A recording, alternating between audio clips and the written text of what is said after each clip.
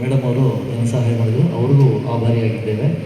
ಹಾಗೆ ಎಲ್ಲರೂ ಒಂದು ತಮಗೆಲ್ಲ ಗೊತ್ತಿದ್ದಾಗ ನಾವು ಈ ಊರಿಗೆ ಬಂದದ್ದು ಒಂದು ಜೆ ಎಸ್ ರುದ್ರಪ್ಪನವರು ಸಾಹಿತ್ಯ ಸಮ್ಮೇಳನದ ಅಧ್ಯಕ್ಷರಾಗಿದ್ದರು. ಅವಾಗ ನಾನೊಂದು ಇಲ್ಲಿ ಆ ಕಾರ್ಯಕ್ರಮ ಫಂಕ್ಷನ್ಗೆ ಬಂದಿದ್ದೆ. ಅಂದರೆ ಅವಾಗ ಏನೂ ಇದ್ದಿದ್ದಿಲ್ಲ, ಆ ನಾಟಕ ಮಾಡ್ತಿದ್ದ ಕರೆ ಅವಾಗ ನೋಡಕ್ಕೆ ಬಂದಿದ್ದೆ. ಆ ನೋಡಕ್ಕೆ ಬಂದಾಗ ಈ ನಾಡಿನ ಒಂದು ಈ ಮಣ್ಣೊಳಗೆ ಒಂದು ಕವಿತೆ ಕಟ್ಟಿದ್ದೆ.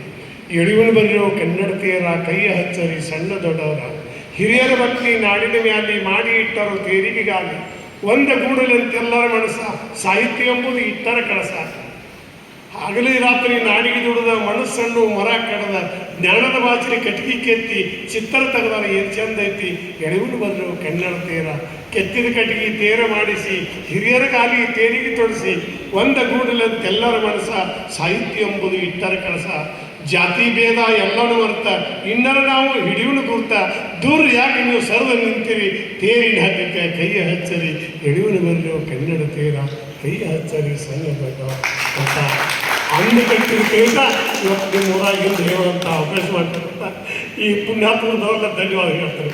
ಯಾಕೆಂತಂದರೆ ನಿಮ್ಮನ್ನೆಲ್ಲರೂ ನಮ್ಮನ್ನು ಕೂಡಿಸಿರಲ್ಲ, ಇದು ಒಂದು ಕೂಡಿಸೋ ಪದ್ಧತಿ. ಎಲ್ಲರಿಗೂ ಧನ್ಯವಾದಗಳು. ಶುಭರಾತ್ರಿ.